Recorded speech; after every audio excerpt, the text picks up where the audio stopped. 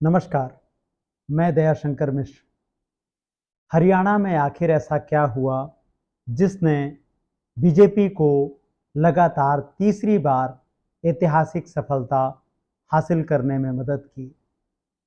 नतीजों के पहले जो भी लोग हरियाणा जा रहे थे, जिनमें तमाम वरिष्ठ विश्लेषक, अखबारों के संवाददाता और चुनाव के ठीक पहले जो एग्जिट पोल हुए, उन सभी में कांग्रेस को भारी बहुमत से जीतते हुए दिखाया जा रहा था। चुनाव नतीजे जब आने शुरू हुए तो 10 बजे तक लगभग यही तस्वीर हमारे सामने रहती है, लेकिन 10 बजे के बाद एक एक करके बीजेपी आगे बढ़ने के क्रम में इतनी आगे निकलती जाती है कि 12 बजे के बाद उसे पकड़ पाना किसी के बस में नहीं है और बीजेपी लगातार तीसरी बार सरकार बनाने जा रही है। आज के इस वीडियो में हम समझने की कोशिश करेंगे कि आखिर ईवीएम और चुनाव आयोग पर कांग्रेस के संदेहों के बीच बीजेपी ने ऐसा क्या किया जिससे उसे तीसरी बार ऐतिहासिक सफलता मिली, और उससे कहीं अधिक इस पर हमारी बातचीत होगी कि क्या कांग्रेस राहुल गांधी के रास्ते पर चल रही है। कई बार हम महसूस करते हैं कि राहुल गांधी का विचार कुछ और है, लेकिन राज्यों में जो पार्टी नेतृत्व हैं, उनके भीतर के जो झगड़े हैं, उनके भीतर जो संगठन के विवाद हैं, उनके भीतर विचारधारा की कमी है, समन्वय की कमी है, जो व्यक्तिगत हित है, पहले जो मैं का प्रश्न है, वो सत्ता में इतने वर्षों तक रहने के बावजूद कम होता हुआ नहीं दिखाई देता है। तो आज का यह वीडियो बीजेपी पर कम, कांग्रेस पर ज़्यादा केंद्रित होगा और हम मध्य प्रदेश, छत्तीसगढ़ के नतीजों से इसकी तुलना करने की कोशिश करेंगे। आपके सामने एक पर्सपेक्टिव होगा, एक परिप्रेक्ष्य होगा कि आप समझ पाएँ कि कैसे जिन राज्यों में 15 वर्षों तक बीजेपी की सरकार रहती है, वहाँ कांग्रेस भारी मेहनत के बाद अपनी सत्ता को 5 साल तक बचाए नहीं रख पाती। दूसरी ओर हरियाणा में 10 साल से सत्ता में जमी बीजेपी तमाम अंतर्विरोधों, तमाम एंटी इनकम्बेंसी और शिकायतों के बावजूद, आंदोलनों के इतिहास के बावजूद अपने आप को सत्ता में बनाए रखने में कामयाब हो जाती है। हरियाणा में जो नतीजे आए हैं आपने देख लिया होगा। फिर भी बीजेपी 48 सीटों पर जीती, कांग्रेस 37 सीटों पर सिमट गई। दुष्यंत चौटाला की पार्टी शिखर से शून्य पर आ गई और बाकी सब की भूमिका इतनी इस कदर सीमित हो गई कि उनके उल्लेख या होने नहीं होने से इस चुनाव में विशेष फर्क नहीं पड़ा। लेकिन आम आदमी पार्टी और कांग्रेस का गठबंधन, जिसकी चुनाव के पहले काफ़ी चर्चा रही, बार बार चर्चा हुई, लेकिन अंततः उसे पूरा नहीं किया जा सका। आम आदमी पार्टी और कांग्रेस का गठबंधन अगर हुआ होता तो उसकी क्या तस्वीर हो सकती थी, आज अखबारों में इस बारे में विश्लेषण है।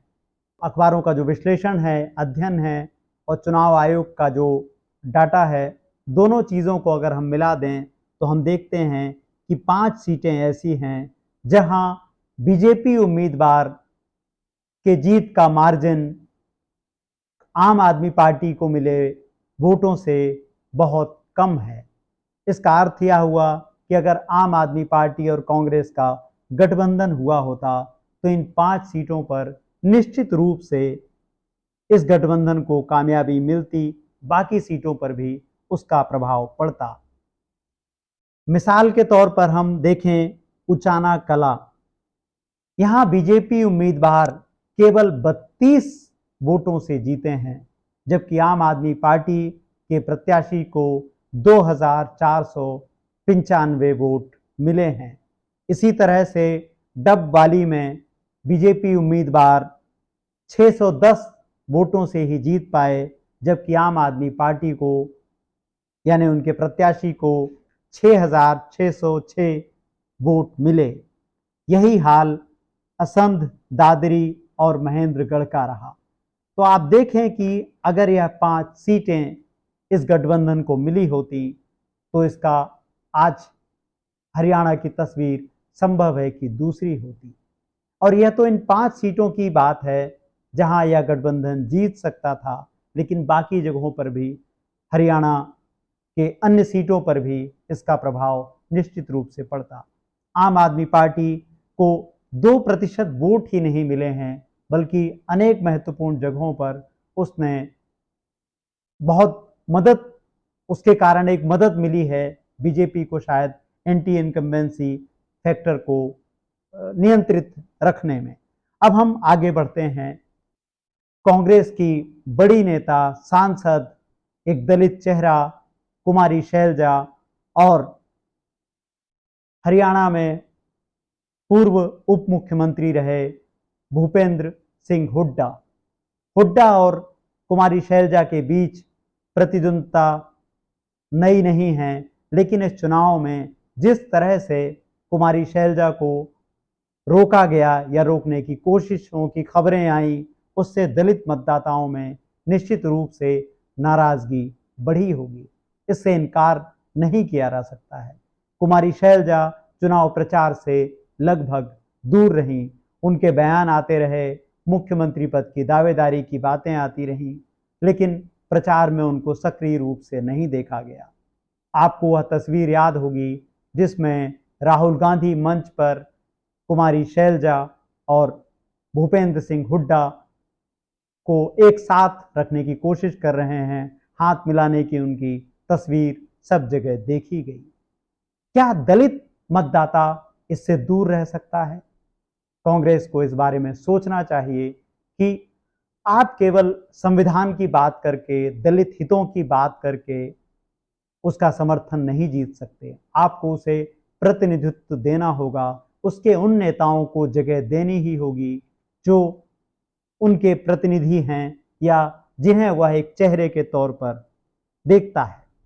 आज वरिष्ठ पत्रकार नीरजा चौधरी का अमर उजाला में एक विश्लेषण है हरियाणा के नतीजों के बारे में, जिसमें नीरजा चौधरी लिखती हैं कि दलितों से जब उन्होंने मुलाकात की, प्रचार के दौरान जब उनके बीच में थी, तो उन्होंने पाया कि कुमारी शैलजा के घर बैठने से दलित समाज में नाराजगी है। उनके चुनाव ना लड़ने से, समर्थकों को टिकट ना देने से दलित समुदाय अपने को उपेक्षित महसूस कर रहा है और उनकी नाराजगी को अंतिम समय में दूर करने की कोशिश अशोक तंवर के रूप में कांग्रेस में एंट्री के रूप में हुई, लेकिन तब तक बहुत देर हो चुकी थी।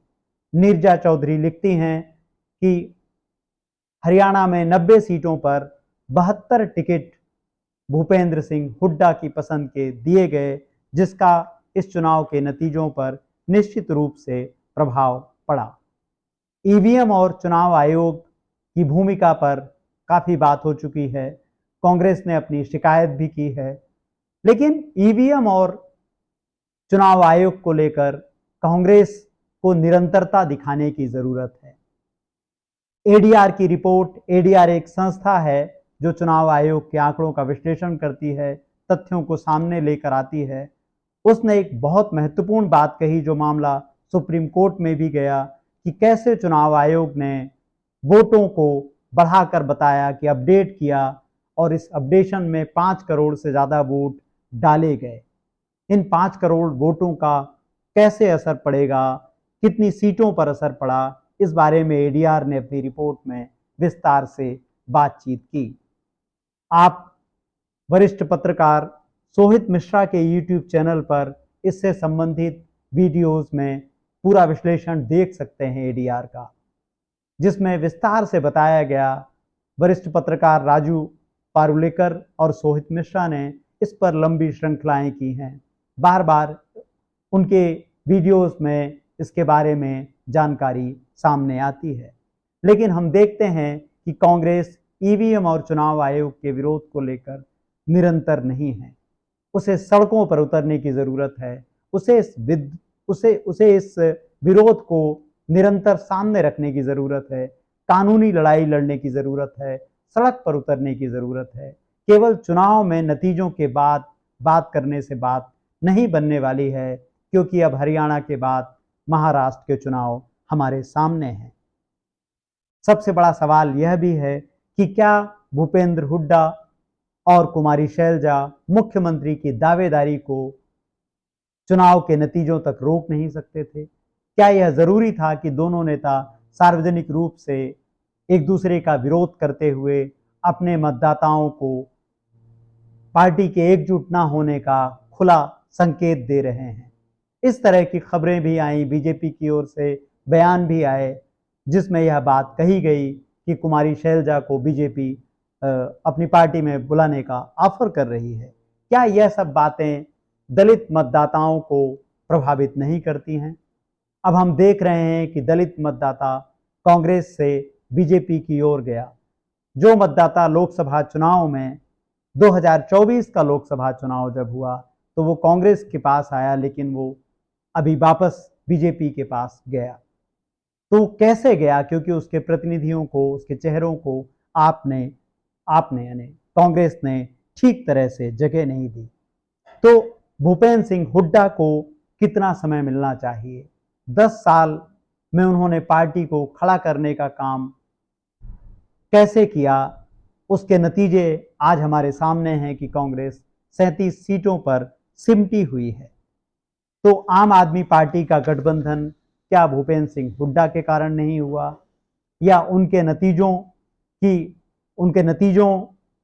निर्णयों का नतीजा है कि आज तीसरी बार बीजेपी सरकार बनाने जा रही है? हरियाणा और छत्तीसगढ़ दोनों की तुलना करने पर कुछ महत्वपूर्ण बातें हमारे सामने आती हैं। छत्तीसगढ़ में लगातार रमन सिंह 3 बार मुख्यमंत्री रहे, 15 साल तक बीजेपी की सरकार रही। उसके बाद भूपेश बघेल मुख्यमंत्री बने, लेकिन कांग्रेस की सरकार अपने कार्यकाल को 5 साल से आगे नहीं बढ़ा पाई। छत्तीसगढ़ के बारे में भी जो रिपोर्ट्स आ रही थी, उन सभी में छत्तीसगढ़ में कांग्रेस के आगे होने की बात थी। लेकिन आप देखें किस तरह से छत्तीसगढ़ में भी बीजेपी की अप्रत्याशित जीत होती है। वहां भी 2 बड़े नेता आपस में अंतिम समय तक लड़ते हुए नजर आते हैं।